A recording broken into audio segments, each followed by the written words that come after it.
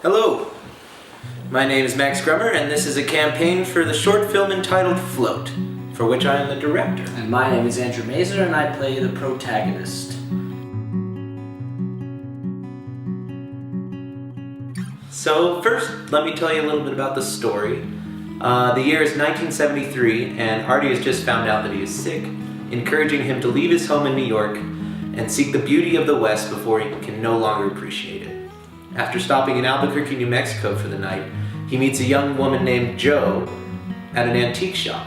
In the hopes of making a new, interesting friend, she invites him to a friend Cecil's party that night. Cecil is a well-known organic architect on the brink of fame, and as we watch the night roll on, the three confront the impending life changes and how they must approach them. As our story begins to wrap up, Cecil offers to pull out his old hot air balloon and take everyone for a ride.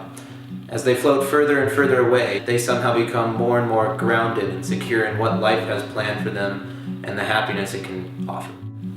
The themes we face in this film revolve heavily around the philosophies of organic architecture. When building a home, we must take the material we are given and progress through physical and intellectual problems as artistically and naturally as possible.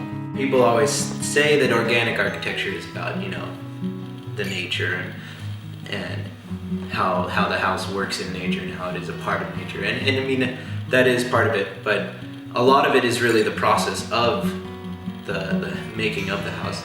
As you work through the project, you have to face these issues and problems and kind of work with what is happening and go into each room of the house with an open mind.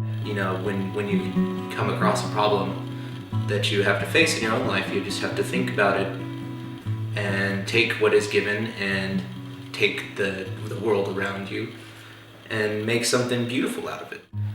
I chose this project because it touches on a lot of issues that I think people and people in our generation and our age group will understand. We're in our 20s, it's a difficult time, and it's a time of a lot of change. And I think that will definitely speak to people who watch this film.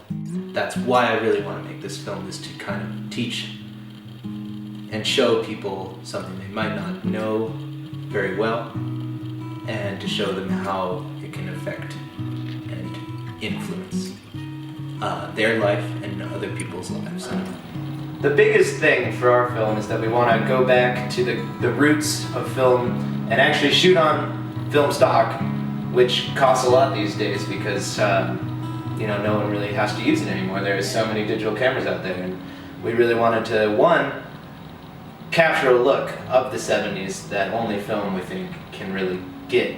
And then, two, as students, we wanted to learn how to shoot on film and what to deal with and how to really understand the constraints that it demands. Really, we have to really work hard in preparing, because we don't have just take after take. I think film is a very realistic medium, and so it requires every detail has to be perfect, right? Like for the 70s look, you're gonna need to have actual costumes that represent that time period perfectly, and that costs a lot of money. The last big budget ticket item is just getting the crew fed and to Albuquerque for our exclusive and unique locations. And we want to make this film as great as possible and as a collaborative source of art. That's going to take a lot of people, and we're going to have to feed a lot of people and get a lot of people out here.